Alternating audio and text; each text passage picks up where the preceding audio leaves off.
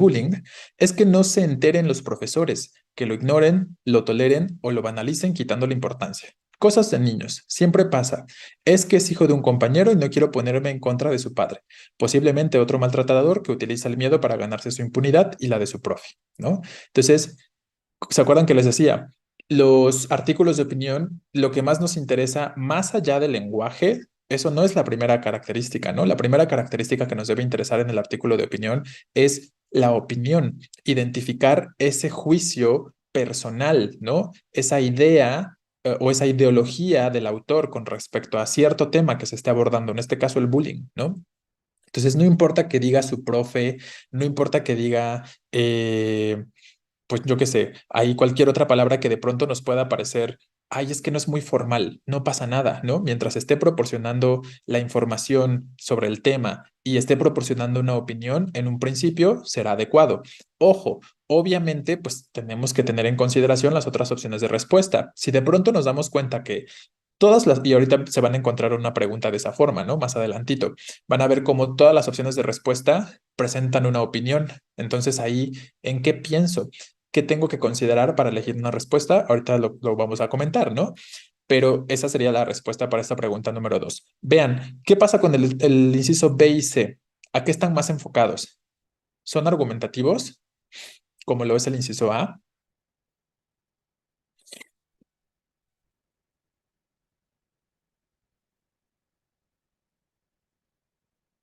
Exacto, están más enfocados a explicar qué es, ¿no? Como a señalarnos más aspectos conceptuales, ¿no? Nos están señalando más cuestiones de conceptualización, tanto el B como el C, ¿vale? Y por esa razón ya podemos eliminarlos como posibilidad porque no hay ningún discurso que sea argumentativo. Entonces, esa es la cuestión con respecto a la pregunta número dos. Tres.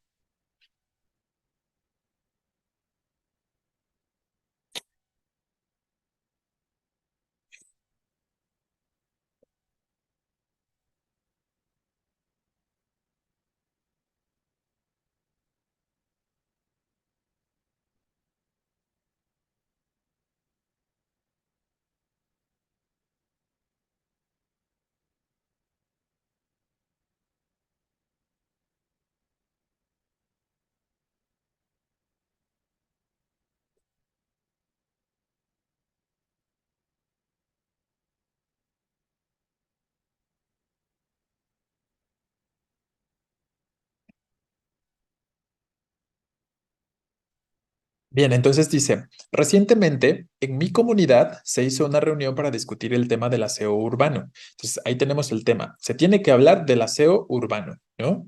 Que ha generado muchísimos problemas desde finales del año pasado. A los asistentes se nos pidió un relato detallado y en orden cronológico. Si me piden un relato detallado en orden cronológico, eso no es otra cosa más que el concepto de crónica, ¿no?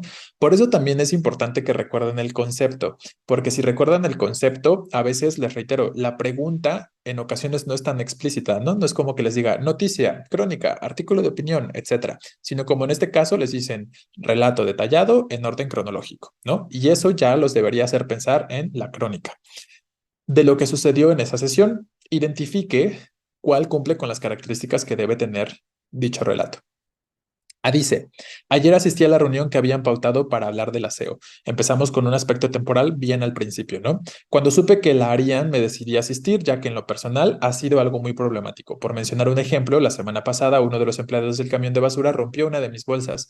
No digo que haya sido a propósito, pero no hizo nada. Sencillamente la dejó y se marchó con sus compañeros. Me dije que eso no se quedaría así, de modo que aproveché para hacerlo quedar mal durante la discusión. Entonces, sí tenemos ese primer elemento que nos ubica temporalmente, pero después ya no tenemos ningún otro referente que tenga esta secuencia temporal, ¿no? Y efectivamente, ni siquiera está hablando de la cuestión del tema del aseo urbano, nada más está quejando, ¿no? Con respecto a lo que sucedió en alguna ocasión. Entonces, ya lo podemos eliminar por esta cuestión. Ve que efectivamente es la respuesta correcta. La reunión comenzó a las 2 de la tarde, primer aspecto temporal. Primero, ahí tenemos otro, ¿no? Este marcador temporal. Primero que nada, habló la jefa de la comunidad quien se dedicó a explicar la dinámica que se aplicaría. El señor Jorge fue el primero en alzar la mano. Comentó que su único problema con los empleados del aseo es su mala actitud. Seguidamente, ahí tenemos otra secuencia temporal, se levantó Juana María. Añadió que muchas veces los trabajadores no siguen una ruta específica, sino que eligen las casas al azar. Entonces me levanté yo. Expliqué que había hablado con uno de esos empleados, quien me dijo el poco dinero que ganan. Se levantaron dos personas más. Entonces ven cómo vamos señalando esta secuencia de qué sucedió al principio, cómo se fueron señalando levantando las personas y señalando las opiniones, ¿no? Em, al final, ya la cuestión de la finalización, todos decidimos hacer otra reunión, esta vez con los trabajadores, para escucharlos y ver si podemos llegar a un acuerdo, ¿no? Entonces ahí vemos claramente estos aspectos de inicio y final y cómo van sucediendo las cuestiones, que en este sentido intentamos ser un poquito más detallados, como hemos dicho. Y luego se dice, la reunión fue un desastre. Todos se pusieron a hablar sobre sus anécdotas personales, la mayoría de ellas muy poco útiles. Nadie se acordó del verdadero tema. Pienso que si hubiéramos acordado proponerle al alcalde un aumento para ellos, habría valido la pena ir. Ningún elemento temporal, ¿no? No sé cuándo, no sé quién dijo, no sé qué pasó primero y qué pasó después y qué pasó al final, ¿no? Entonces ya también desde ahí podemos eliminar esta posibilidad de respuesta, ¿vale? Yo creo que aquí es un poquito más evidente con respecto a este ejemplo de la crónica. Entonces, 3 dijimos B. ¿Qué piensan de la 4?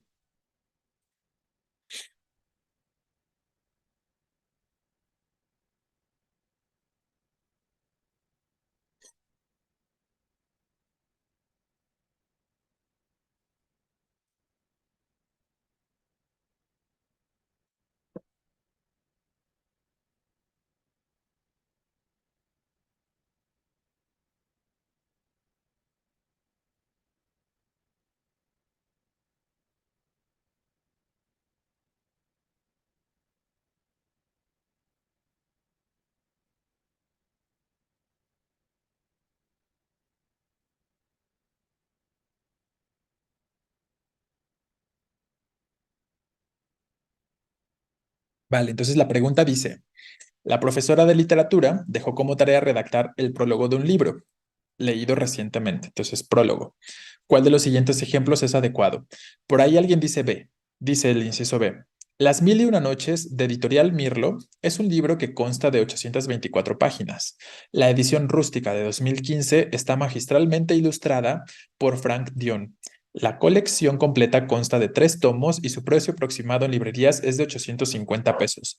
Todos estos ejemplos o todos estos detalles tan específicos no nos interesan con respecto a la obra. Recuerden que me interesa conocer de qué va la obra, no sus características físicas, ¿no? O sea, me refiero a que no nos interesa tanto de manera concreta cuántas páginas, de qué año es la edición rústica, cuánto costó, ¿no? Todos estos elementos están de más en este sentido, ¿vale?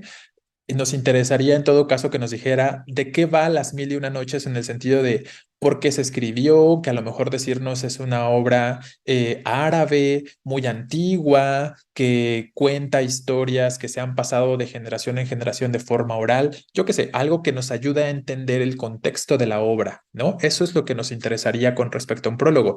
Y aquí solo se plantea tal cosa en la última oración, más o menos, ¿no? Nos dice, el libro es una constelación de cuentos medievales tradicionales del Medio Oriente que describe un mundo fantástico con toques de las culturas persa, india y egipcia. Esa última idea es más adecuada con respecto al prólogo, pero todo lo primero, no nos interesa entonces qué onda con el precio, qué onda con la edición rústica, porque podría ser cualquier otra edición, ¿no? Entonces ahí tendríamos varios elementos que no son relevantes para la cuestión de un prólogo.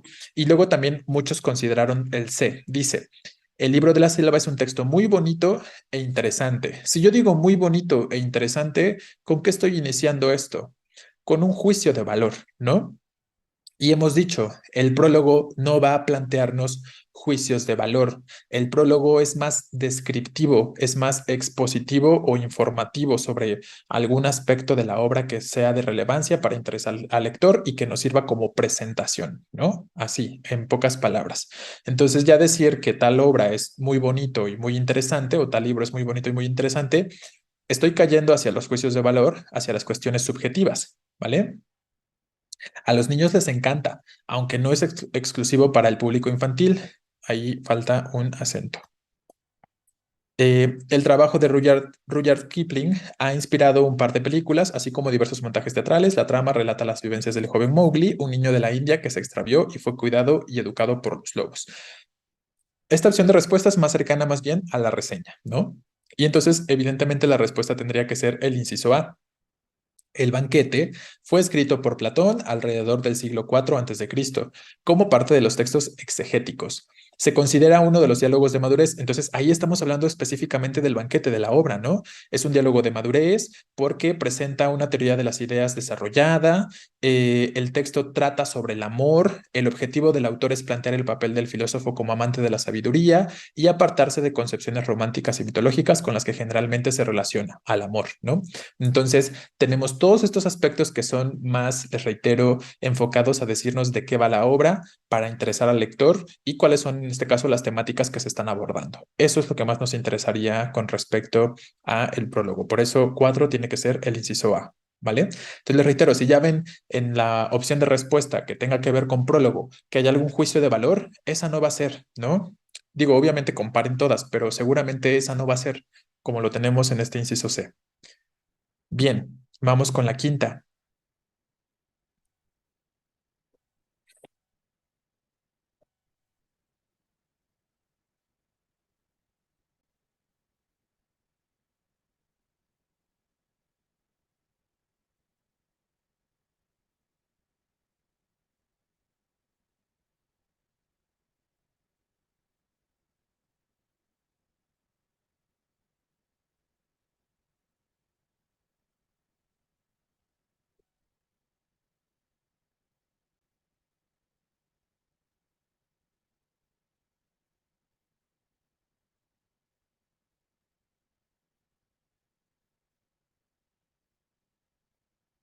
Bueno, en esta también hay bastante discrepancia con lo que ustedes consideran.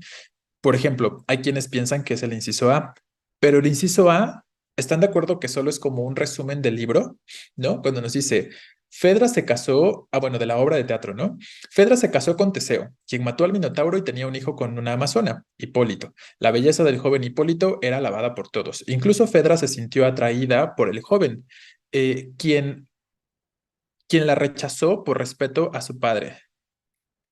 Sin embargo, todo se representa en la obra de teatro.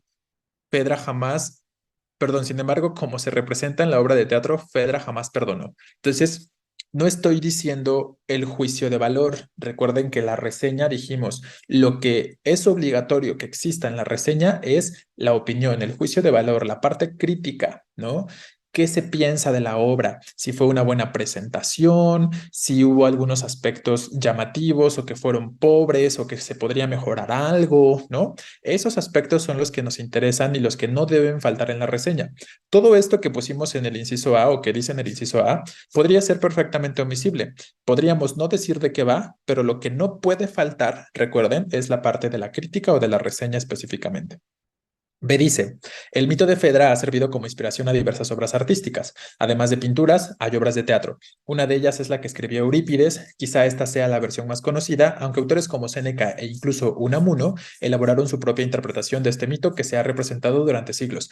Esto es más un texto expositivo, como si estuviéramos leyendo un libro expositivo, informativo con respecto al mito de Fedra, ¿no? Pero no nos dice ni de qué va, ni de si fue una buena presentación en la obra de teatro, ni nada parecido. Otra vez, no tenemos estos elementos que nos interesan o que caracterizan a la reseña. Por lo tanto, la respuesta tiene que ser este inciso C. El teatro aborda situaciones que le pueden ocurrir a cualquier ser humano, por lo que aunque pasen los siglos, el público sigue ovacionando obras escritas hace tanto tiempo. Esa es una mera introducción que nos está diciendo hablando de la importancia del teatro. Este es el caso de Fedra, o sea, así como el teatro es tan importante y como hay obras que, a pesar de ser escritas hace tanto tiempo, siguen siendo de gran relevancia, lo mismo sucede con esta obra de Fedra, nos está diciendo quien escribe, ¿no? Que les recomiendo ampliamente. Ahí tenemos justo la parte de la recomendación. ¿Se acuerdan que les decía? De pronto, dependiendo del tipo de contexto, eh, Pues habrá que considerar si sí será conveniente hablar en primera persona o si preferiblemente no uso este tipo de expresiones donde diga de forma tan explícita si se recomienda o no se recomienda, pero evidentemente al momento de hacer la comparación con las otras opciones de respuesta, esta es la más adecuada porque es la única que justo tiene esta recomendación o esta parte crítica o juicio de valor donde nos dice que sí la recomienda. ¿Por qué? Porque nos dice, no es solo la actuación magistral, ahí tenemos otro juicio de valor, ¿no? La actuación es magistral. Además, la orquesta también es magistral, nos está diciendo, la orquesta que en vivo musicaliza todas las escenas. Entonces, ahí esa tendría que ser la respuesta al inciso C. Aunque no nos diga en este caso de qué está tratando, como lo hace A, por ejemplo, sí tiene estos aspectos de la reseña o del juicio de valor o de la opinión que nos interesa leer para este tipo de textitos. ¿Sí? Entonces, eso es lo esencial. A pesar de que ya lo dijimos ahorita, varios de ustedes eligieron otras opciones, ¿no? Pero no olviden esta parte. Tiene que existir un juicio de valor con respecto a aquello que se está reseñando, a la obra específicamente. Bien, entonces 5, dijimos que C. ¿Qué pasa con la número 6?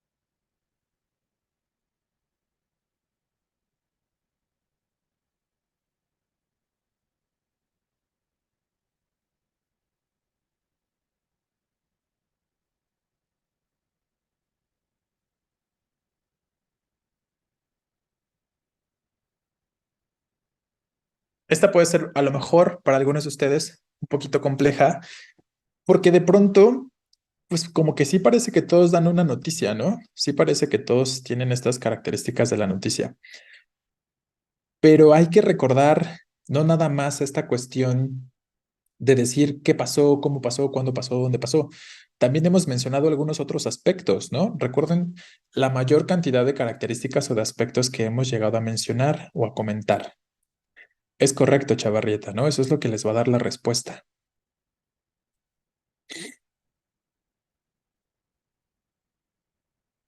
Pues la mayoría se inclina por el inciso B y otros cuantos están con el inciso A. Vamos a ver. A dice, aproximadamente a las 13:30 hubo un conato de incendio en el Cerro San Cristóbal, plena capital de Chile. Los bomberos intentan poder culminar. ¿Qué es culminar? ¿Ustedes creen que cualquier lector puede entender la palabra culminar? Y luego, la extinción del fuego clase A. ¿Qué cosa es un fuego clase A? Como lector común puedo saber qué es un fuego clase A. Entonces, ya el lenguaje desde estas primeras instancias o de estos primeros renglones es demasiado formal, demasiado técnico también, ¿no? Porque tenemos estos elementos donde, recuerden, la noticia busca utilizar un lenguaje que todos podamos entender, un lenguaje al que todos seamos más o menos cercanos, ¿no? Y entonces, si ahí me dice fuego clase A, pero yo no sé ni siquiera qué es el fuego clase A, ¿no? Culminar, que a lo mejor no es una palabra tan común, provocado por el lanzamiento de objetos encendidos sobre la vegetación, ¿no? Entonces, objetos encendidos sobre la vegetación, pues a lo mejor podría decir provocado por tirar una colilla de cigarro, ¿no? Y eso es más concreto que la idea de objetos encendidos sobre la vegetación. Entonces, todos estos elementitos ya nos van quitando la posibilidad de que este inciso A sea la opción correcta. Recuerden, el lenguaje en la noticia sí es bien importante. Tiene que ser un lenguaje que todos podamos entender y que tampoco se incluyan juicios de valores u opiniones, ¿no? Como hemos dicho, los visitantes sofocados por el humo dentro de los camiones se les ha dado la atención necesaria. Los elementos de seguridad usaron el funicular. ¿Qué cosa es un funicular? Para evacuar a los visitantes, ¿no? Entonces ahí tenemos muchos elementos que pueden ser desconocidos en cuanto a sus significados, las palabritas, ¿no? Luego B dice, un incendio forestal ocurrió hoy a la 1:30 de la tarde en el Parque Metropolitano de Santiago de Chile, en el Cerro de San Cristóbal. Vamos bien, ¿no? Nos dice cuándo, a qué hora exactamente y dónde. Bien. El siniestro impidió que los camiones con visitantes pudieran subir debido a la propagación del humo. Los elementos de seguridad del parque activaron de inmediato el servicio de rescate para evacuar a la gente. Los bomberos continúan con las labores para sofocar el fuego. no parece mal, ¿no? O sea, puede ser una opción adecuada. Vamos a leer C porque tampoco vamos a elegir respuesta sin haber leído todas las demás. Recuerden, ¿no? Lean todas las opciones de respuesta, aunque de pronto desde el inciso A digan, esta me suena. Pero si no he leído las otras, recuerden que se trata también de hacer una comparativa. Se dice, después de la 1 de la tarde de hoy, el famoso Cerro San Cristóbal en Chile comenzó a arder. El incendio comenzó en un lado de donde pasan los camiones que suben a los visitantes del cerro, por lo que el humo los sofocó dentro de los camiones. Avanzó tanto que a pesar de que los bomberos intentaron detenerlo, pues sigue avanzando, los trabajadores tuvieron que evacuar a la gente. Entonces, después de leer esta opción de respuesta, ¿cuál elegiríamos, no? ¿Nos quedamos con el inciso B o elegiríamos el inciso C? ¿Qué pasa con el lenguaje en el inciso C? A diferencia del inciso A, que es más técnico, más formal de cierta forma, el inciso C como que le falta estructuración, ¿no? Efectivamente, le falta por ahí algunos elementos que de forma específica nos ayuden a concretar algunos aspectos de la noticia. No es lo suficientemente formal también, ¿no? Entonces recuerden, hay que buscar el término medio, ni tan formal, pero tampoco tan informal, ¿no? Y entonces tampoco es tan específico o tan exacto como preferiríamos en cuanto a la situación del. Exacto, efectivamente el inciso B es más exacto con respecto a los datos, ¿no? Después de la 1 de la tarde de hoy, el famoso cerro comenzó a arder, nos dice, ¿no? El incendio comenzó en un lado de donde pasan los camiones que suben a los visitantes. Entonces, como que estos elementos ya no son tan adecuados, ¿no? Justo la gente no va a saber dónde suben los visitantes, por ejemplo, ¿no? Entonces, esa sería la cuestión y por eso nos elegiríamos o nos iríamos más por el inciso B para esta pregunta número 6, ¿vale? Bien, ¿qué pasa con la 7?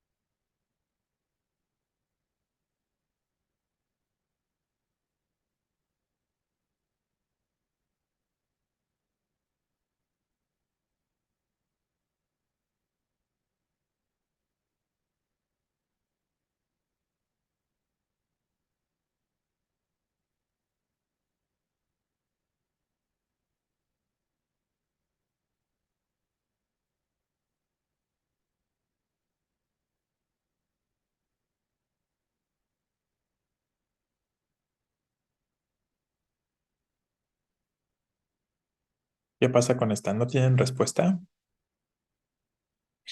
Está complicada, ¿verdad?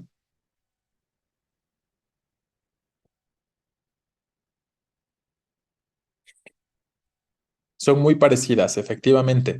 Y recuerden que era lo que estábamos comentando hace un momento. En ocasiones, las distintas opciones de respuesta van a ser muy similares, van a ser muy parecidas y contarán con las características que se puedan decir, en este caso, con respecto al ensayo. Seguramente todos nos plantean una opinión justificada, ¿no? Pero tenemos que buscar que sea una buena estructura, porque recuerden que eso es lo que intenta el ensayo, ¿no? Como esconder la situación de que se trata de una opinión a través del argumento, a través de la argumentación, como disfrazada, efectivamente, pero que pues también ahí el lenguaje dijimos que intenta ser todo un poquito más cuadrado, todo un poco más estructurado, que podamos identificar un aspecto introductorio, el desarrollo y la conclusión, ¿no? Todos estos elementos. Y entonces empecemos con el inciso A. Eh, las alteraciones que hubieron, nos dice, ¿no? Desde el hubieron, el inciso A lo podemos eliminar. No decimos hubieron, ¿no? Es una forma equivocada de la conjugación del verbo haber porque sabemos que es un verbo impersonal.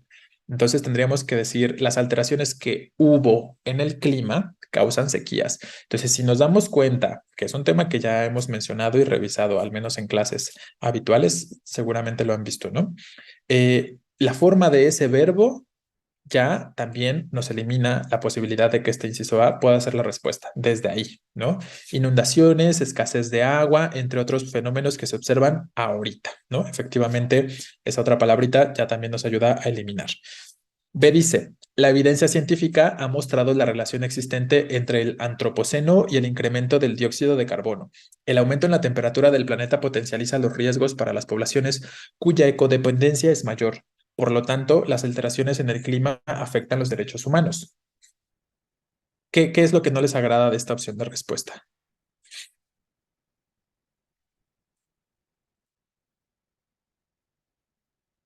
Justo, ¿no? Efectivamente. Ahí tenemos el contexto. La sección de opinión de un periódico, ¿no? Nos está hablando de un periódico específicamente. Y este inciso B parece ser un lenguaje otra vez más especializado. Cuando nos habla del antropoceno, cuando nos habla de la ecodependencia, ¿no? Cuando nos habla de la potencialización de riesgos. Entonces, todos estos vocablos, que de hecho están bien enmarcados en rojito porque ni siquiera la computadora los conoce, entonces en este aspecto ya podemos eliminar también esa posibilidad.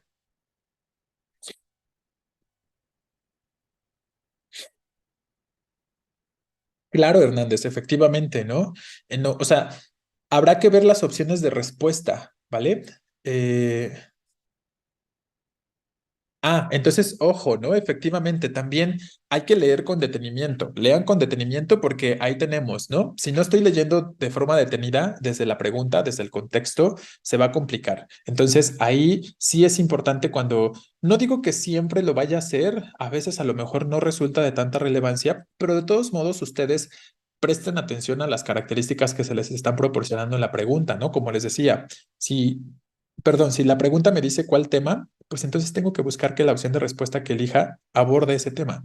Si la pregunta me dice que es un periódico de circulación nacional, entonces probablemente tenga que buscar, como ya lo hemos comentado en otras ocasiones, que la opción de respuesta aborde un tema que sea de interés nacional. En cambio, si la pregunta me dice que es un periódico local, pues que el tema que se aborda sea de interés únicamente local, ¿no? Entonces, de pronto estos aspectos sí resultan de mayor relevancia de lo que podrían creer. Y en este caso, el hecho de que nos digan que es un ensayo para un periódico es importante porque no me están diciendo que es un ensayo para una universidad, no me están diciendo que es un ensayo para una revista científica. Si me dijeran esos aspectos, ya podría de pronto a lo mejor pensar en el inciso B, que estamos diciendo que presenta un vocabulario o un lenguaje un poquito más técnico en este sentido. Y por eso elegiríamos justo el inciso C como respuesta. El cambio climático ha alterado los ciclos que regulaban algunos fenómenos naturales, como el enfriamiento de los océanos o la intensidad de las lluvias, por lo que el aumento de la temperatura en el planeta implica un mayor riesgo para la sobrevivencia y los derechos humanos de las poblaciones más vulnerables. Entonces, ahí yo creo que todas las palabras son bien claras, entendemos bien las ideas que se están proporcionando, hay una justificación, hay un argumento, ¿no? Desde el principio a la opinión que se está proporcionando, que se está dando. Justo, ¿no? Entonces aquí buscamos un lenguaje que toda persona que lea el periódico mayormente pueda entender, ¿no? Por eso eliminamos la posibilidad de B. ¿Queda claro? Entonces les reitero, ¿no? Esto, la pregunta, aquí la importancia de estas cosas o de este tipo de preguntas empiezan justo desde la forma en la que está redactada la pregunta. Y es bien importante que ustedes presten atención a toda la información que le está proporcionando la pregunta, porque de pronto es muy influyente en cuanto a qué respuesta debo elegir. ¿Vale? Entonces, desde aquí inicia la observación, desde la pregunta, inicia la atención. En todo el examen tendría que estar la atención, evidentemente, ¿no? Pero bueno, entonces 7C. 8.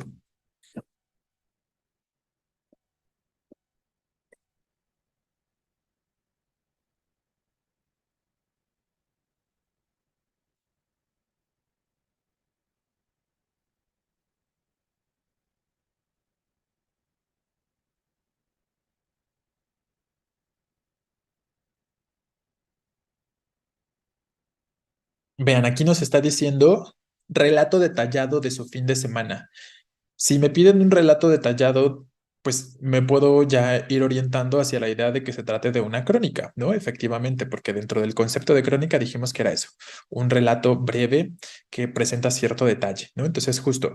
Y además es un profesor de secundaria, ¿no? Entonces, si voy a leer un texto que escribió un alumno de secundaria, pues no puedo esperar que use el lenguaje más formal, ni el lenguaje más especializado, ni nada parecido, ¿no? Entonces, aquí estos aspectos, les reitero, también son importantes para ese tipo de situaciones, como el lenguaje en este caso.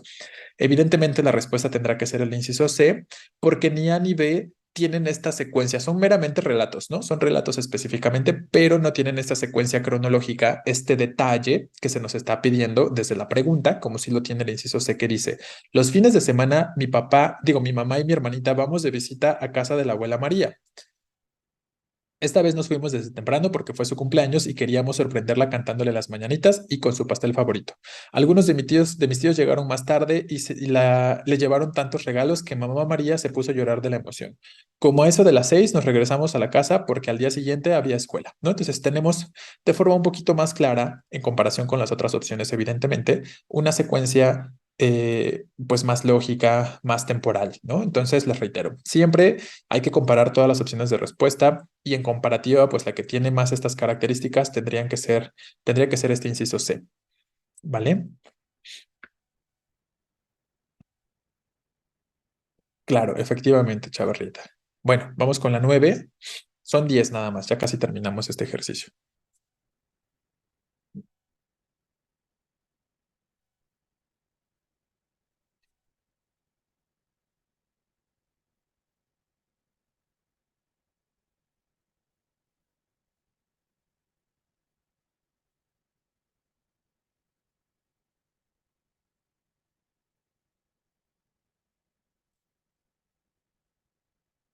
Sí, Rodríguez.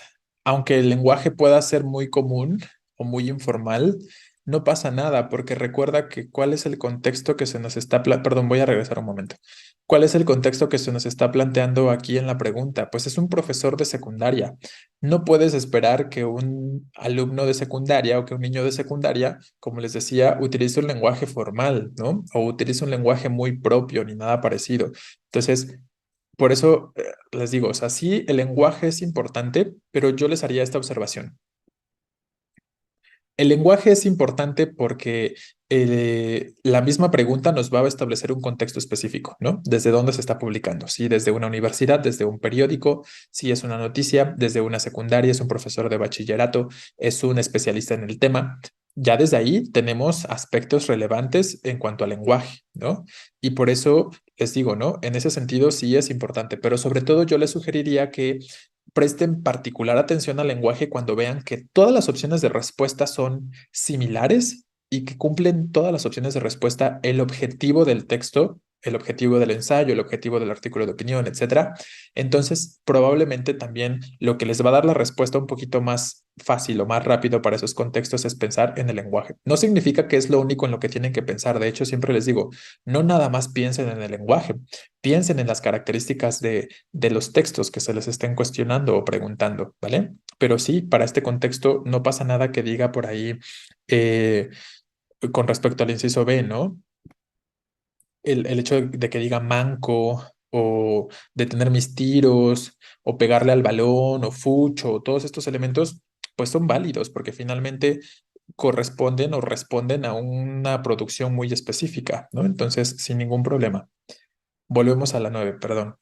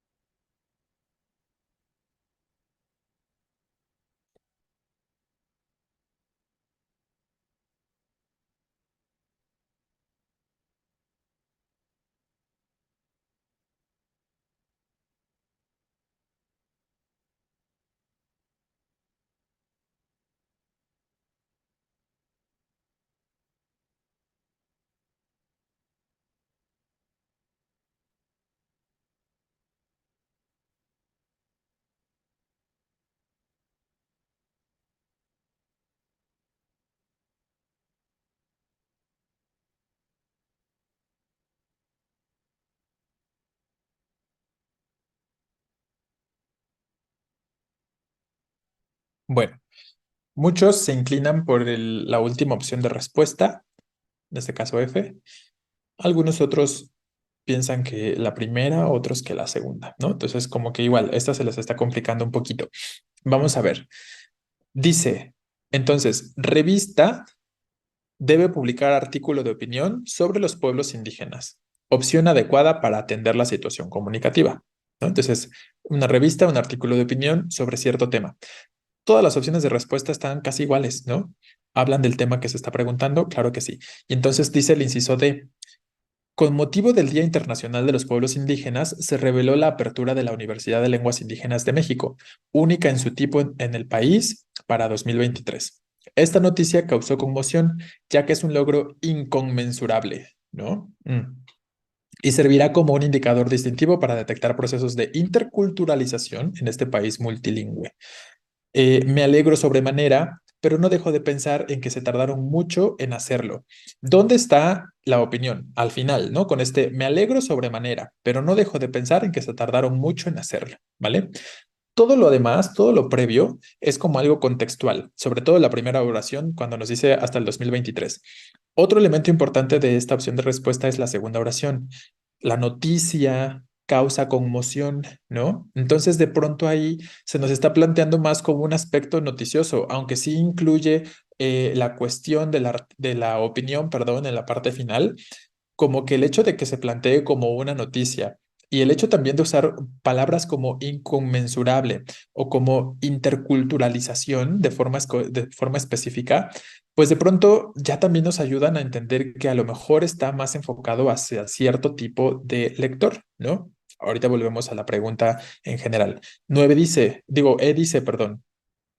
El gobierno difundió en pleno Día Internacional de los Pueblos Indígenas que se crearía la Universidad de Lenguas Indígenas de México, la primera del país, en 2023. No puedo estar más que de acuerdo con esto, pues se podrá estudiar ahí la interfaz sintaxis-discurso en estas lenguas, por lo que me resulta imposible no emocionarme, pero me parece brutal que hasta pleno 2022 se esté dando esto, ¿no? Entonces, ¿qué importancia tiene el aspecto de la interfaz sintaxis-discurso? ¿No? Otra vez, tenemos ahí como un elemento que tendríamos que cuestionarnos qué tan adecuado es este aspecto de la interfaz sintaxis-discurso de forma específica, ¿no? Y luego dice la última, en el Día Internacional de los Pueblos Indígenas, se anunció la creación de la Universidad de Lenguas en 2023. Sin duda, y ya desde ahí empieza la opinión, ¿no? Sin duda, aplaudo esta decisión, pues es un gran aporte para resarcir de alguna manera la gran deuda histórica que tiene el gobierno con los pueblos indígenas. Sin embargo, me causa pesar que sea hasta ahora. Vean entonces cómo las opciones D y E, o la primera y la segunda opción, nos hablan de otros aspectos que no se enfocan a la cuestión de la opinión. Y si se dan cuenta, la F es la única, que sería el inciso C, es la única que de forma concreta está más enfocada al aspecto de opinión. Nos dice cuál es el hecho y después nos dice su opinión al respecto. En cambio, las otras dos opciones de respuesta nos agregan algo más que qué relevancia tiene para expresar la opinión. ¿Me explicó? ¿Qué relevancia tiene decir que la cuestión de indicador distintivo para detectar procesos de interculturalización en un país multilingüe? ¿Qué tiene que ver ahí la cuestión de la opinión con respecto a lo que se plantea antes, ¿no? O en la otra, estudiar la interfaz sintaxis-discurso de las lenguas, ¿no? Se supone que la opinión tendría que ser con respecto a lo que se dijo sobre la inauguración de esta escuela y la única opción de respuesta que de forma concreta está más enfocada a establecer una opinión al respecto es ese inciso F justo, lo que sería el inciso C. ¿Me explico? Entonces, ahí la cuestión, en este caso, más allá del lenguaje, me parece que lo que es más evidente en cuanto a la elección de una respuesta es este aspecto, que solo la F está enfocada de manera concreta a ofrecer una opinión con respecto a lo que va a suceder con esta escuela y su inauguración de forma específica. ¿Me explico? Entonces, esa sería la situación acá. Por lo tanto, la respuesta es F o C. Si pusieron C o F, ahí la cuestión. ¿Va? ¿Queda claro? ¿Tenemos alguna pregunta sobre esta?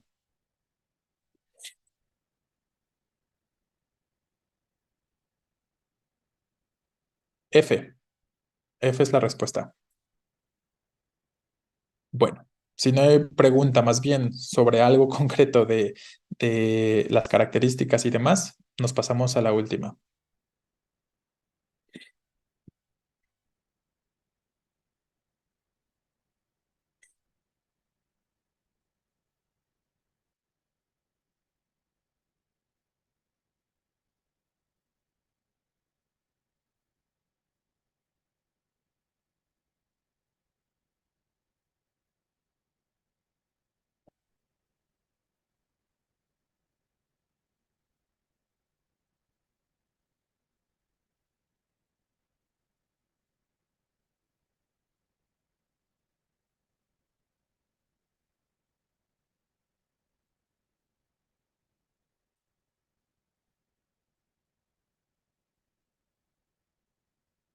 Exacto, Morales, ¿no? Recuerden todos que si van a buscar la respuesta para una reseña, tienen que buscar aquella que presente un juicio de valor, aquella que presente algún aspecto crítico con respecto a la obra que se esté mencionando, ¿no? Eso es lo que deberían pensar de forma básica, de forma esencial. Entonces, el inciso A dice, Leyendas de Costa Rica, de Sofía Alvarado, es una antología que tiene como propósito rescatar la memoria popular que descansa en relatos propios de la tradición literaria de un pueblo como La Mujer del Río, Los Duendes del Bosque o la Isla del Pirata, los cuales, por su naturaleza genérica, mezclan elementos históricos y fantásticos.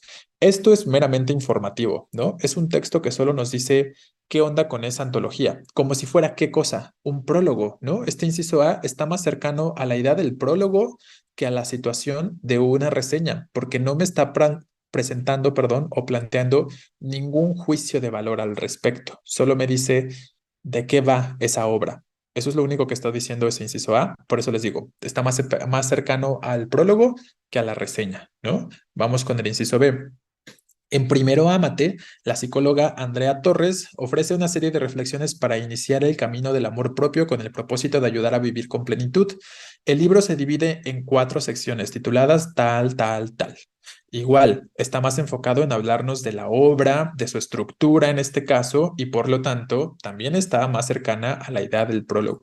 No nos está presentando ningún juicio de valor que toda reseña debería incluir. Entonces, ya por descarte, elegiríamos el inciso C. Estrés Adolescente es un libro pensado para ayudar al público infantil a conocer qué es el estrés, cómo identificarlo y cómo manejarlo. Compuesta por una introducción, 8 capítulos y un glosario, esta obra tiene un gran acierto de abordar de forma sencilla un fenómeno biológico que atenta contra la homeostasis y cuya manifestación activa el córtex prefrontal.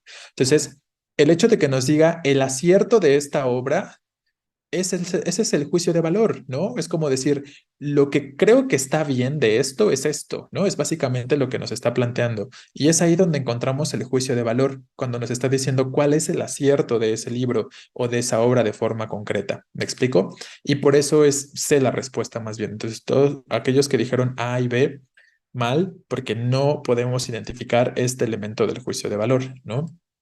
Yo creo que a lo mejor lo que, en resumen, ya para ir cerrando este tema, a no ser que tengan también alguna otra pregunta, yo considero que lo que les hace falta a muchos de ustedes y que por eso se equivocan es que probablemente no tienen del todo la claridad de qué es un juicio de valor o qué es un argumento o qué es una opinión, por ejemplo, estos 3 elementos.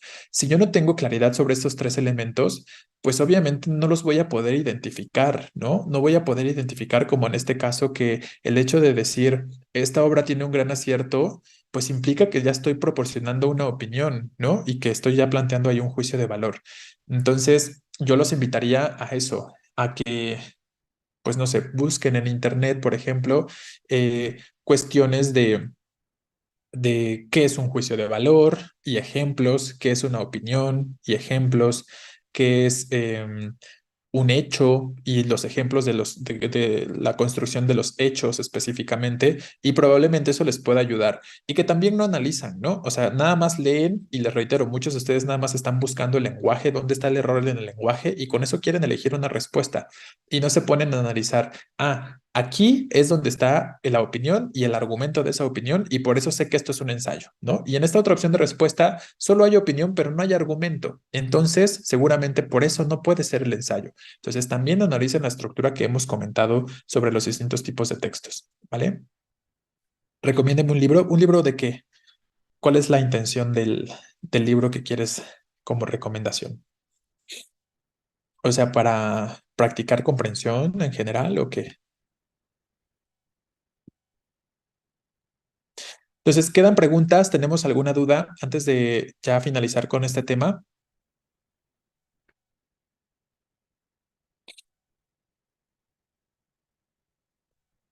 Todavía no terminamos, ¿eh? ¿Todo bien? Ok, vale. Entonces quito esto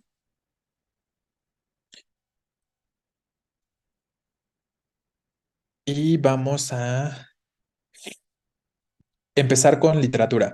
Recuerden que el miércoles de la siguiente semana ya es nuestra última sesión de este seminario y entonces la idea es que ahorita terminemos, ojalá, de ver todo lo correspondiente a literatura. El miércoles rápido hablamos de las características de los de comprensión como la idea principal y todos estos aspectos y ojalá que la última hora la podamos dedicar a hacer algún ejercicio de comprensión y con eso estaríamos terminando en esta ocasión todo el temario, ¿no? Entonces, vamos directo a ello. Déjenme les voy compartiendo estas diapositivas.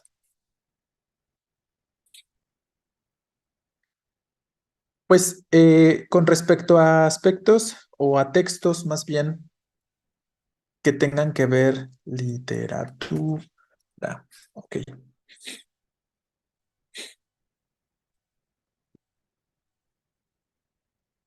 Que tengan que ver con aspectos poéticos y literarios. Yo, por ejemplo, sobre textos literarios les suelo casi siempre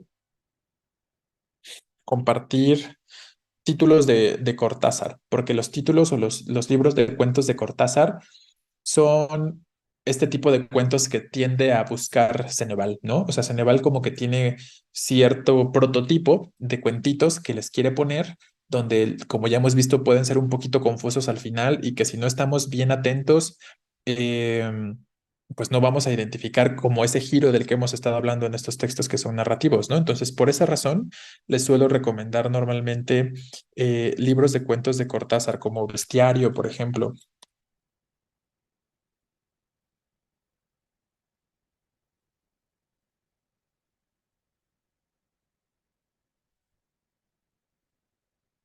Pueden empezar con ese. Es un libro de cuentos, están entretenidos, son buenos, son cortos. Pueden encontrar el libro en línea y van a encontrar por ahí, pues este tipo de cuentitos donde les digo que hay un final como extraño, como que hay un giro, no en todos los cuentos, evidentemente, ¿no? Pero en varios de ellos van a encontrar como algunos aspectos de este tipo. Y sobre textos poéticos, pues ahí más bien es buscar algún autor que les guste, ¿no? Si les gustan autoras femeninas o autores masculinos en este sentido, pues ahí ya pueden ir buscando de los mismos autores que han venido en sus exámenes. Yo creo que es muy bueno que puedan ir leyendo algunos poemas de Sor Juana, algunos poemas de Peri Rossi, de Pizarnik. Ustedes mismos pueden hacer algunas búsquedas y no tiene que ser un libro, ¿no? Sino simplemente buscar poemas de Sor Juana, ¿no? Poemas de Pizarnik y ahí ir como leyendo distintos aspectos, distintos poemitas que no sean muy largos y que les llamen la atención y tratar de ahí familiarizarse con la lectura de este tipo de textos, ¿vale? Alfonsina Storni, sí, también, claro. No, el jueves y viernes no hay seminarios, nada más es lunes, martes y miércoles. Y por eso les digo que a nosotros nos toca miércoles, el último día de la siguiente semana. Entonces, solo es de lunes a miércoles porque recuerden que jueves y viernes ustedes no tienen clases, ¿no? Bueno, al menos estoy seguro de que viernes no tienen clases. De jueves no estoy seguro, la verdad, pero los seminarios son de lunes a miércoles la siguiente semana nada más. ¿Y cuándo inician? La verdad es que no sé, probablemente para finales de enero, febrero, no estoy seguro. Ya les estarán avisando de todos modos. Bueno, entonces empecemos con este aspecto de literatura y justo vamos a plantear, ¿se acuerdan que la otra vez vimos un cuadrito comparativo, ¿no? Yo pensando en que ya tenía muchos de los elementos conceptualizados. Entonces, ahorita nos vamos a detener a recordar estos elementos que vamos a identificar en un texto poético y lo podemos hacer como de una forma un tanto, digamos, comparativa, ¿no? Vamos a ver ahorita cuáles son los elementos y después vemos un poemita, sobre todo enfocándonos en los aspectos de los textos poéticos y de los cuentitos también.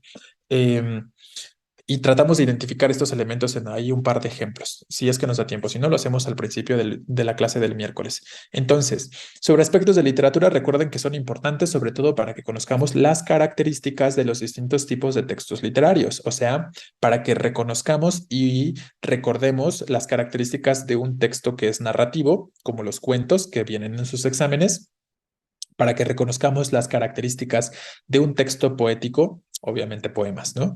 Y nos vamos a enfocar a esos dos. En esta ocasión vamos a dejar de lado la información correspondiente a los textos dramáticos, a las obras de teatro. Lo vamos a eliminar porque ya lo mencionamos en la primera revisión, ya lo vimos, y aparte de eso, pues no son textos que vengan en sus exámenes. Sus exámenes se reducen, hablando de textos literarios y de aspectos de literatura, a lo narrativo y a lo poético, no a lo dramático. Entonces, a partir de esta revisión, los vamos eliminando, ¿no? De aquí en adelante y las otras ocasiones en las que se pueda revisar el tema, no estaremos abordando. Obviamente va a aparecer porque es finalmente parte de la información, pero no lo vamos a mencionar.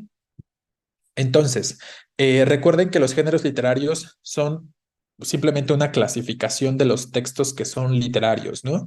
Por texto literario vamos a señalizar a todo textito que o cuente una historia o cumpla con algún tipo de característica de uso del lenguaje poético literario, ¿no? Esa podría ser como la característica común entre todos los textos que pertenecen a los géneros literarios. Entonces, todo texto que sea literario va a utilizar un lenguaje de este tipo, un lenguaje que pretenda el embellecimiento del mismo, un lenguaje que pretenda el uso de aspectos más metafóricos y que no sea tan evidente y que no sea tan literal, ¿no? Sino que se valga de aspectos retóricos y de aspectos literarios o poéticos para justo lograr esta originalidad en el texto, ¿no? Entonces, ahí es todo este tipo de textos que cumplan con estas características básicas, las vamos a englobar dentro de los géneros literarios. Y les reitero, básicamente los géneros literarios son simplemente una clasificación donde podamos agrupar a los textitos de acuerdo con sus estructuras, con los temas que aborden, con sus características físicas, digamos, ¿no? Sus características de modo en cuanto a la forma en la que se construyen y el tipo de lenguaje que utilizan y demás, ¿vale? Entonces, empezamos justo con esta tablita y como les estaba diciendo, dejamos de lado la columna de lo dramático y nos vamos a enfocar a lo épico narrativo y a lo lírico poético. Observen cómo estos elementos de lo épico narrativo, sus características, son importantes o sus elementos que ahorita vamos a mencionar, porque ya lo han empezado a visualizar en algunos de sus exámenes. Por ejemplo, del más reciente que tengo conocimiento que leyeron, o de los más recientes, a lo mejor no este último, pero el anterior, es este cuento del desierto, ¿no? Y en ese cuento del desierto les preguntan por aspectos que tienen que ver con esta situación de poder identificar y recordar cuáles son las características de algunos textos o de algunos de los elementos más bien de los textos épico-narrativos, como por ejemplo recordar las características de un personaje. Cuando les preguntan por qué... ¿qué podemos decir con respecto al desierto? ¿No? Algo así había una pregunta. Y pues la cosa que tenían que elegir era que es el personaje protagonista. ¿O por qué podemos decir que es un personaje? ¿No? Algo así era la pregunta. Y entonces, ¿cómo podemos identificar que el desierto es un personaje y que aparte es el protagonista? Pues pensando en estos elementos justo de, de los textos que son épico-narrativos, o si fuera el caso, de los textos que son lírico-poéticos, ¿vale? Entonces, vamos a ir recordando estos elementos y sus características y los vamos asociando ahorita con ese tipo de preguntas que se van a encontrar y que se han encontrado. Sobre los textos épico-narrativos. Primero, la definición que planteamos, ¿no? Recuerden que es un relato. Van a relatar o a contarnos una sucesión de acciones. Y vean desde aquí, las acciones son realizadas por personajes y evidentemente todo se lleva a cabo en determinado tiempo y en determinado espacio, ¿no? Entonces, volviendo a esta pregunta del desierto, dentro de las opciones de respuesta que se les proporcionaban, una de ellas decía que era un espacio, ¿no? Que el desierto era un lugar o un espacio dentro de la narración.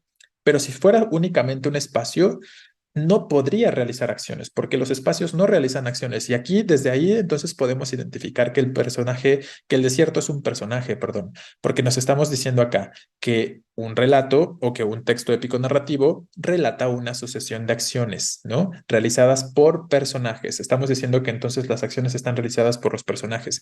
Y si se acuerdan, volviendo a ese cuentito, pues el personaje básicamente nos está diciendo el narrador que hace que se le suma el pie para que levante la vista y pueda ver que viene un camión, un tráiler, una camioneta o algo parecido.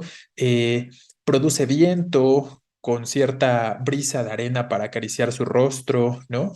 Entonces, varias cositas a lo largo de la narración son realizadas o varias acciones son realizadas por el desierto y eso ya nos ayuda a señalarnos que justo se trata de un personaje.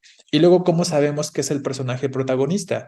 Pues porque para empezar desde el título, ¿no? Desde el título se nos está planteando que se llama ese cuento El desierto y mayormente todo se desarrolla en torno a ese personaje. Entonces, sí, el desierto es un espacio, pero también es un personaje y es el personaje protagónico porque es, justo como lo está planteando aquí uno de sus compañeros, si quitáramos a ese personaje, no tendríamos sentido en esta narración o en ese cuentito de forma concreta, ¿no? Entonces, para ese tipo de preguntas, si tenemos presentes este tipo de aspectos, no digo que si no sé estas cosas que estoy mencionando ahorita, sea imposible responder esas preguntas. Solo estoy planteando que si recuerdo esta información característica sobre los textos épico-narrativos y sobre los textos lírico-poéticos, será un poco más sencillo de pronto responder cierto tipo de preguntas que me estén planteando por si es un personaje y qué tipo de personaje, o si es un narrador y qué tipo de narrador, que son preguntas que ya se han llegado a encontrar, ¿no?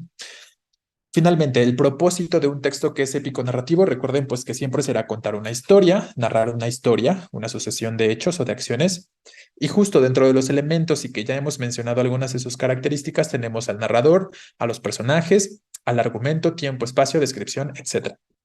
Sobre el narrador, ahorita vamos a encontrar información más detallada que ya hemos planteado un poquito antes, que recuerden que existen tres tipos de narradores, pero ahorita lo vemos a detalle. Simplemente hay que recordar que el elemento del narrador es de lo más esencial para los textos que son épico-narrativos, ¿no? Porque sin esta figura no habría quien contara la historia. Y ese es el elemento más básico, les reitero, en cuanto a los textos épico-narrativos, que exista una voz que nos cuenta la historia, que finalmente es el narrador, ¿no? Ahorita hablamos de sus tipos.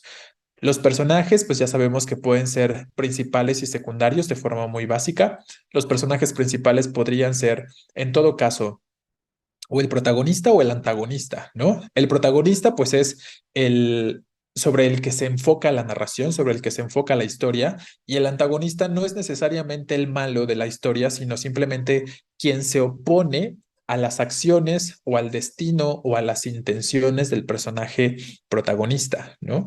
Entonces, ya también hay que de pronto visualizar o tener presente esta diferencia, ¿no? La cuestión entonces de protagonista y antagonista no es que uno sea bueno y otro malo, sino que más bien son como su contraparte dentro de la narración, porque en ocasiones incluso el personaje protagonista ni siquiera es necesariamente el bueno, ¿no? Existen narraciones donde también el protagonista puede ser el malo de la historia y no lo hace eso el antagonista, sigue siendo el protagonista aunque sea el malo, ¿vale? Entonces ahí dependerá un poquito del contexto y la situación que se pueda presentar en la narración.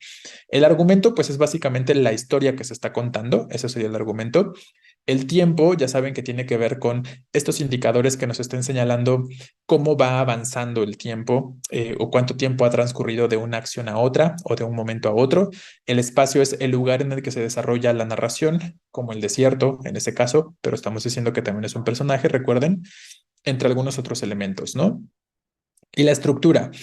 Normalmente la estructura de un texto épico narrativo nos va a plantear justo una, no introducción, en este caso no le llamamos introducción, sino justo un planteamiento donde normalmente se presentan a los personajes, nos dicen quiénes son, cuáles son sus características, sus motivaciones, qué buscan en su vida, en su destino, etcétera, ¿no?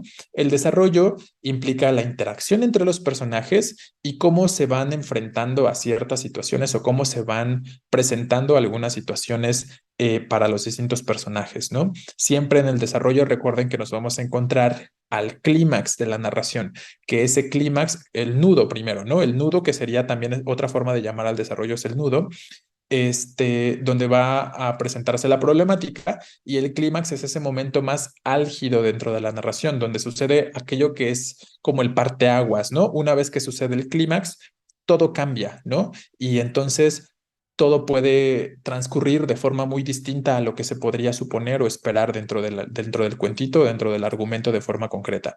Y el desenlace evidentemente será el cierre. qué cierre se le está presentando al cuento, a la narración. Ya sabemos que ahí pueden presentarse cierres o desenlaces abiertos y algunos que son un poquito más libres o interpretativos, de los que vamos a hablar en un momentito. Y finalmente, los tipos de textos que suelen ser los más comunes para los textos épico-narrativos son la novela, el cuento, la epopeya, el cantar de gesta, mito, leyenda, fábula, etcétera. Sobre todo, en nuestro caso, nos interesa más la cuestión del cuento, porque como les he dicho, es lo que viene en su examen, ¿no? Entonces, esas son las características básicas. Les reitero que ahorita agregamos información sobre el narrador y sobre los desenlaces para que podamos de pronto responder cierto tipo de preguntas. Pero de ahí en fuera de los personajes, pues nada más recuerden eso. Un personaje es un elemento dentro de la narración que realiza acciones y que dependiendo de su relevancia dentro de la historia, podemos considerar si es un personaje protagónico o si es un personaje secundario en todo caso, ¿vale? Un poquito retomando esta cuestión del desierto. Bien, luego tenemos el género lírico-poético, que para el caso de este género, recuerden que aquí lo que se intenta es expresar las emociones y los sentimientos del autor, evidentemente, a través de la voz del hablante lírico, al que también podemos llamar yo poético. Recuerden que en sus exámenes normalmente les preguntan la voz poética, ¿no? Es otra forma de referirla. Entonces, hay muchas maneras, ¿no? Voz poética, hablante lírico o yo poético. Y para que lo tengan presente cuando de pronto se encuentren con este tipo de preguntas que puedan involucrar a este tipo de conceptos. El propósito, evidentemente, de un texto lírico poético, pues es expresar sentimientos, ¿no? Que la voz poética o que el autor más bien a través de la voz poética pueda justo decirnos cómo se siente con respecto a ciertas situaciones, con respecto a ciertas emociones, estas emociones que ya sabemos que se llama temple de ánimo, que es como ese sentimiento o esa emoción que podemos identificar nosotros como lectores que predomina al momento de leer un texto poético, ¿no? Que ya saben que puede ser la libertad, la alegría, la tristeza, la muerte, el amor, distintos aspectos, ¿no? Dependerá evidentemente de cada uno de los poemitas. Bien, justo los elementos que estamos mencionando. Hablante lírico, ¿no? Les estoy diciendo que el hablante lírico es lo mismo. Lo vamos a poner por aquí arribita.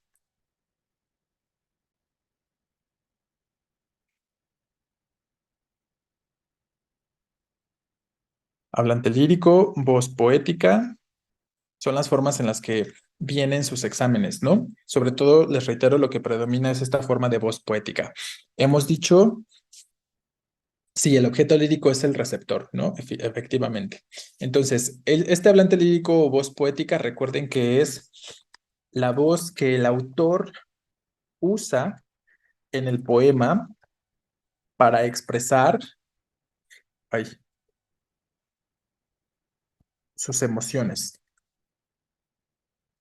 Y no decimos que es el autor mismo. Recuerden que siempre vamos a diferenciar al hablante lírico del autor, porque el autor es simplemente la persona que escribe, pero la voz poética o el hablante lírico, les reitero, es esa voz que el autor decide utilizar en ese poema para expresar sus emociones o sus sentimientos.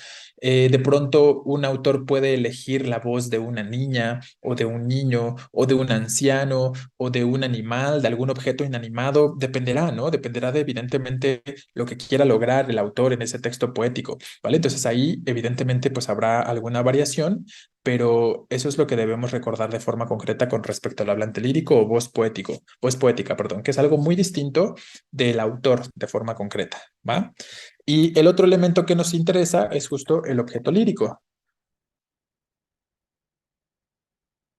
El objeto lírico nos dice a quién le habla, ¿no? ¿A quién le habla la voz poética? O sea, al destinatario. Y de pronto, este tipo de preguntas que involucran a este concepto, destinatario. tienen que ver con estas situaciones donde ya hemos comentado antes, ¿no? De pronto una que otra pregunta sobre textos poéticos les planteará a quién se le dirigen las palabras, a quién le está hablando la voz poética. Hasta ahorita no he visto que utilicen el concepto de objeto lírico, pero no está de más que ustedes recuerden que ese a quién se le habla se le llama objeto lírico, por si de pronto algún día les preguntan, ¿cuál es el objeto lírico de la voz poética? ¿No? Y ahí, dentro de sus opciones de respuesta, que entiendan que les están preguntando por el destinatario, por esta parte de a quién se le dirigen las palabras, ¿no? Entonces ya saben que ahí puede ser muy variable. A veces es claro, a veces es explícito y a veces no lo es tanto, ¿no? Y no podríamos a lo mejor concretar de manera específica a quién se le está hablando. Por ejemplo, si pensamos en este poema donde no recuerdo cómo se llama, tiene un número romano, el poemita, pero que nos dice, aquí te espero donde nadie más entrará. No, no es el de 26, es otro. 18 creo que ese es el otro que les digo. Donde nadie más podrá estar, donde nadie más podrá entrar, ¿no? Este lugar que es solo para ti. ¿Se acuerdan de ese poemita? Ah, 22 es. Ok. No me acuerdo del número, pero con que recuerden la temática, eso es importante, eso es lo relevante, ¿no? Y entonces, ¿a quién se le habla en ese poema? No es explícito, no es como que el texto poético nos diga un nombre concreto o nos dé un vocativo concreto, porque a veces eso es lo que hace el poema, ¿no? La voz poética nos da un vocativo específico, o sea, nos dice la palabrita exacta, el referente, el nombre, nos podría decir, ¿no? Del objeto lírico, pero no siempre sucede de esa forma. En ese caso, pues podemos suponer que se le está hablando a la persona amada, ¿no? Aunque no sepamos cuál es su nombre, aunque no nos lo diga de forma explícita, porque por la forma en la que se plantea la expresión específicamente podemos identificar que pues es a eso, ¿no? A la persona amada, finalmente, ¿vale? Entonces, ahí puede ser, les reitero, explícita o implícita la situación del objeto lírico. Bien. ¿Qué otros elementos tenemos? El motivo. El motivo, pues ustedes yo creo que entienden bien qué es un motivo, es el por qué, ¿no? ¿Por qué se escribe cierto texto poético para cierto destinatario, ¿no? Podríamos pensarlo de esa forma. El temple de ánimo, este sí lo vamos a escribir para que no lo olviden, porque creo que de pronto les genera un poquito de duda la situación del temple de ánimo, que ya estábamos diciendo hace un momento, ¿no?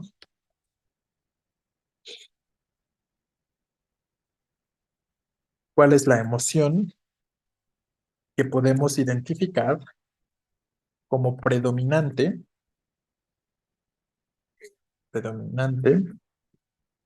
en un texto poético y que puede ser tristeza, ¿no? Que puede ser amor, que puede ser desigualdad, yo qué sé, ¿no? Hay muchas cuestiones o muchas temáticas que podrían estar abordando los temples de ánimo en un texto poético, ¿vale? Entonces, lo importante es que entendamos ese aspecto, que el temple de ánimo tiene que ver de manera concreta con cuál es la emoción que podemos identificar como predominante en un texto poético, evidentemente. Muchos de ellos, evidentemente, están muy enfocados a la cuestión del amor o del desamor. eh, Otros con la muerte, va a variar, ¿no? Va a ser dependiente ahí, evidentemente. Déjenme ver algo acá porque nos faltan 15 minutos y yo tengo muy poquita batería. Déjenme conecto rápido antes de que se vaya a apagar.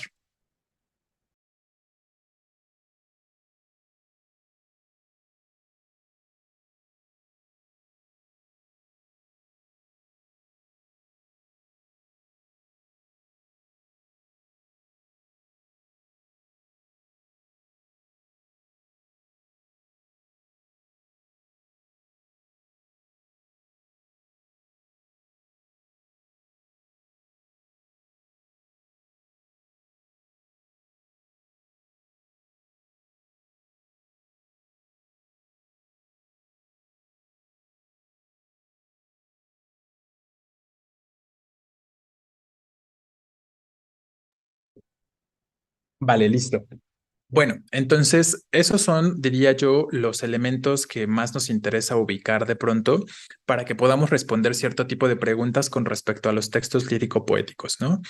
Figuras literarias también, ¿no? Por eso vamos a hablar de ellas con detenimiento, ya no para ahorita, pero para la siguiente clase vamos a hablar con detenimiento de las figuras literarias, porque ya saben que se las preguntan también, ¿no? A lo mejor de forma indirecta, pero si hay alguna definición o conceptualización, como por ejemplo vimos con este poema que leímos en la sesión de seminarios, esta misma sesión de seminarios, pero muy al principio ven que estábamos leyendo algunos textos, ¿no? Y leímos la de la poeta que quiere morir sobre una roca en una isla, ¿se acuerdan? Entonces, por ahí había alguna pregunta que tenía que ver con identificar qué figura literaria estaba presente en ciertos versos, solo que no se nos pregunta de forma explícita. Entonces, estos elementos teóricos son los que considero importantes dentro de los textos lírico-poéticos, pero les reitero, les van a preguntar sobre ellos, no de forma tan explícita, no de forma tan conceptual de pronto, sino más bien de manera indirecta. Y ahí lo importante es que ustedes sepan identificar que les están preguntando por el objeto lírico, que les están preguntando por alguna figura literaria, que les están preguntando por el temple de ánimo o por algo de la voz poética o del hablante lírico, no con el concepto, no con la palabra exacta, pero mientras ustedes puedan recordar en qué consisten estos elementos, me parece que sería un poco más sencillo responder ese tipo de preguntas, ¿no? Entonces, atentos ahí a saber identificar lo que está oculto en la pregunta, ¿no? El concepto que viene oculto en la preguntita. Entonces, esos son los que nos interesan, les reitero. Ya sabemos que la rima es la coincidencia de sonidos a final de los versos entre distintas palabras. Ya sabemos que el verso es equivalente a un renglón en un texto regular. Ya sabemos que una estrofa es equivalente a un párrafo, ¿no? Para que puedan hacer estas relaciones. En cuanto a la cuestión de la estructura de los textos lírico-poéticos, pues esta va a ser muy variable porque recuerden que va a depender de qué tipo de estructura poética se está planteando. Si estamos hablando de un soneto, si estamos hablando de una, yo qué sé, de una égloga, o si estamos hablando de un madrigal, etcétera. Entonces, en ese sentido es variable. Y los tipos de textos, pues son algunos de los que les estoy comentando ahorita, ¿no? Perdón, soneto, oda, égloga, madrigal, elegía, silva. Aquí a lo mejor no es tan relevante para cuestiones de su examen de Ceneval conocer necesariamente todas las características de este tipo de elementos, pero estaría bueno que de pronto se echen un clavado en cuáles son las características del soneto, de la égloga. De hecho, me parece que vienen en sus guías algunos de estos, ¿no? Y en su libro de español seguro también pueden encontrar algo de datos o de información con respecto a este tipo de textitos, porque de pronto no está de más conocer sus características estructurales, nos podría servir para responder algún tipo de pregunta, ¿vale? Bien, entonces aquí es lo que nos interesa rescatar de esta primera diapositiva. ¿Tenemos alguna pregunta sobre este cuadro comparativo? Les reitero que nada más vamos a hablar de las primeras dos columnas porque lo dramático lo vamos a dejar fuera de aquí en adelante. Voy a borrar lo que tenemos en rojo, para que sepan y que me voy a cambiar ya de diapositiva.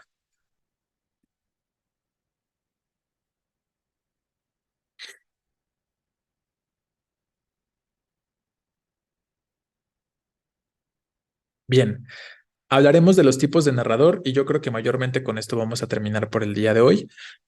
Recuerden que estábamos diciendo que el narrador es el elemento más importante dentro de un texto épico narrativo porque es la voz que nos está contando la historia y por lo tanto el elemento esencial. Y evidentemente tendremos distintos tipos de narrador. Les reitero, ¿no? El narrador es el sujeto que desde un punto de vista concreto cuenta los hechos de la historia. Nos va a presentar a los personajes, nos va a decir o nos va a situar en el tiempo y espacio en los que se estén desarrollando las acciones, va a observar todo lo que puede suceder de pronto en su entorno, y en ocasiones nos puede decir también lo que están pensando los personajes, más allá de lo que nosotros o de lo que el propio narrador pueda observar, ¿no? Recuerden que ahí dependerá del tipo de narrador que tengamos. Entonces, justo entramos a esta clasificación. Tenemos narradores en primera persona, que ahí lo importante es que podamos identificar que los verbos van a estar conjugados justo desde un yo, y ahí tenemos, ¿no? En el sentido de un narrador en primera persona, nos estamos refiriendo a que justo quien está contando la historia va a participar de esa historia misma de la que cuenta. Entonces, no es testigo, no lo vio, sino que lo vivió, ¿no? Entonces, cuando el narrador es en primera persona, tuvo que haber vivido los hechos. ¿Vale? Y en este sentido, el narrador en primera persona puede ser protagonista o puede ser un narrador personaje secundario. Si es el narrador protagonista, pues ya sabemos que la historia la va a narrar el personaje principal o el protagonista de ese cuentito o de esa narración. Y si en cambio es un narrador personaje secundario, evidentemente la historia la va a contar un personaje que no participa en todas las escenas o que no participa en todos los capítulos, sino simplemente en alguno de ellos. Y por lo tanto, la información que pueda proporcionarnos de lo que ha visto, de lo que ha presenciado, puede ser un poquito limitada en ese sentido. Pero entonces lo importante es ahí que recordemos que el narrador en primera persona tiene que participar de la acción o de la sucesión de hechos que nos esté contando forzosamente y que el verbo debe estar conjugado en primera persona, como ya lo hemos visto con algunos ejemplos, como en este acá, ¿no? Texto uno, narrador en primera persona. Ya habíamos visto este ejemplito, que es un fragmentito de uno de los cuentos que ustedes ya han leído.